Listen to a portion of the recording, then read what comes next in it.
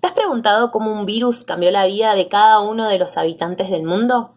Debido a esta pandemia, según recientes datos de la UNESCO, habría alrededor de 1.500 millones de estudiantes matriculados en educación primaria, secundaria y terciaria, vivenciando las consecuencias del cese temporal de actividades presenciales en los establecimientos educativos.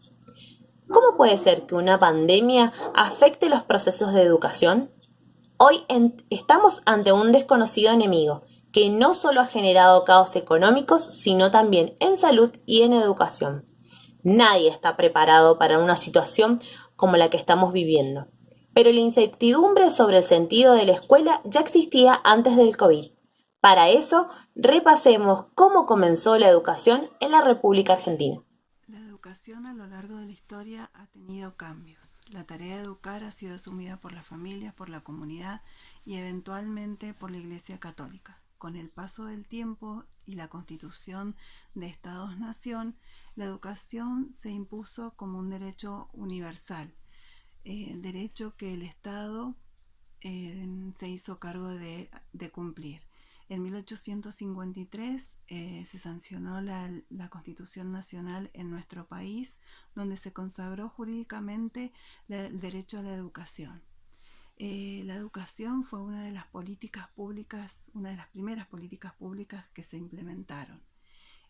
También se necesitó para ello una asignación de recursos económicos, por lo cual se sancionó una ley de subvenciones en 1871 que permitía girar fondos a las provincias para las escuelas que necesitaran. En 1882 se realizó un Congreso Nacional Pedagógico que fue muy importante porque se discutieron ahí las bases para el sistema educativo nacional. En 1884 se sancionó la primera ley de educación, la 1420, que fue que marcó un hito en la educación argentina y fundó la matriz de la educación primaria, gratuita, laica, obligatoria y común. Eh, a través de ella, una de las cosas que se quería lograr era incorporar a que todos los hijos en realidad de los inmigrantes que habían en nuestro país adquirieran los conceptos patrióticos. La generación del 80 puso mucho énfasis en la educación y en la alfabetización. Además quería lograr que se cumplieran, que todos los chicos cumplieran los primeros grados de la educación primaria. En 1905 se sancionó la ley Laínez, que fue complementaria para la ley 1420. Esta ley quería también la alfabetización, lograr la alfabetización masiva y sobre todo lograr pacificar el país y lograr una identidad, que todos adquirieran una identidad nacional. En los años 30, la crisis económica y política se apoderó del país. Distintos sectores intentaron reformar el modelo educativo, en concordancia a las respectivas ideologías políticas. Las corrientes nacionalistas, liberales y de izquierda lucharon a raíz del contenido otorgado a los planes educativos, los métodos pedagógicos y la formación docente. Pero los sectores nacionalistas fueron los que predominaron en la conducción de la educación. En consecuencia, la reforma educativa tuvo un lugar destacado en el intento nacionalista de reformar la sociedad argentina.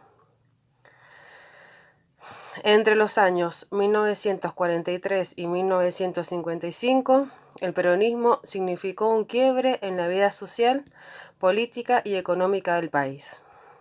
En este marco, el peronismo dio un nuevo significado a la palabra y al valor infancia.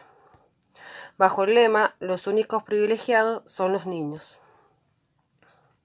En este contexto, la educación fue uno de los canales a través de los cuales avanzó el accionar del Estado.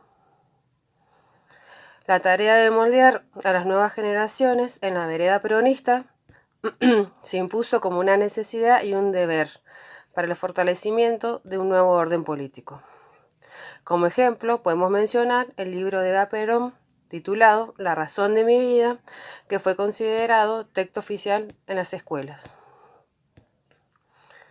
Ya en 1955-1958, con la Revolución Libertadora, la política educativa buscó desmontar el dispositivo ideológico peronista y sus efectos.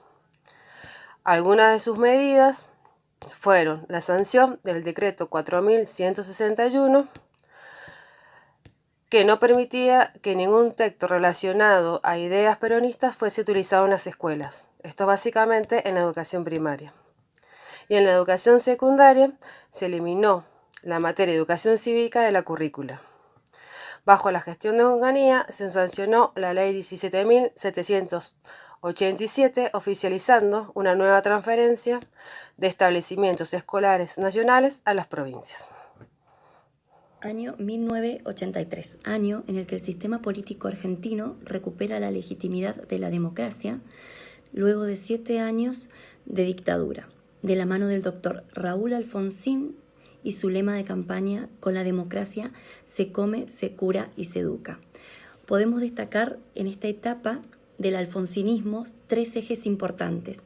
El primer eje era el sistema escolar y su prestigio social, el cual se intenta recuperar reabriendo establecimientos que habían sido cerrados durante la dictadura y aumentando vacantes.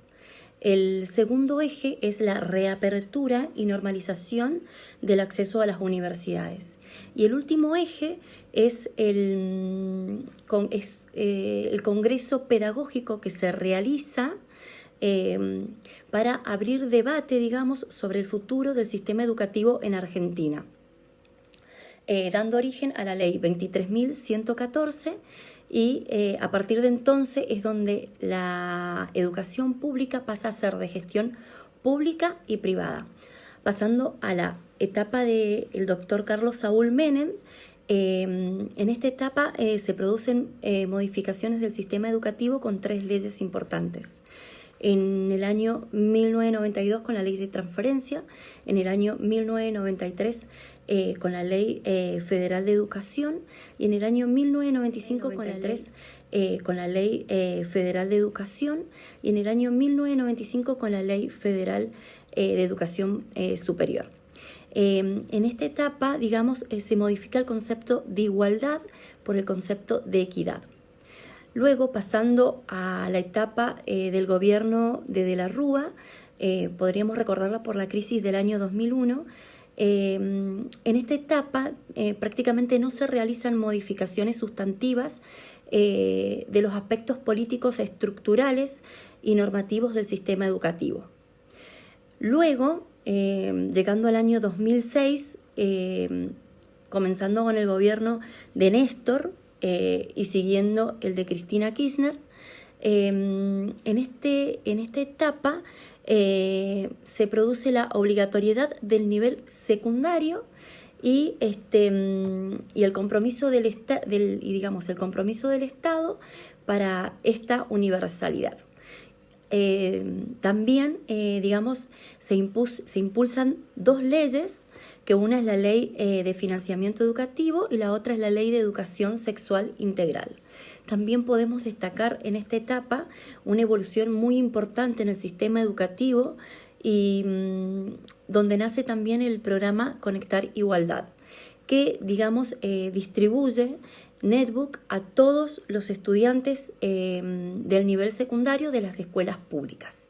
La política educativa llevada adelante a partir de 1853 por los gobiernos de Buenos Aires y luego impartidas a las demás provincias marcó las características de la política educativa de las siguientes décadas, reflejadas hoy en día en la actualidad, en la cual somos partícipes de ella, con algunos cambios muy importantes como lo es la pandemia que estamos viviendo, replanteando la obligación de tener un plan para reparar las falencias del sistema y para repensar los modos de enseñar, aprender y evaluar en la educación y salir de lo normal. He aquí el rol del Estado en invertir en educación y saber qué es apostar a cambiar a la sociedad, a crear subjetividades, sujetos pensantes, críticos. Por eso hay que aprender a abordar los espacios vacíos de un nuevo contexto histórico.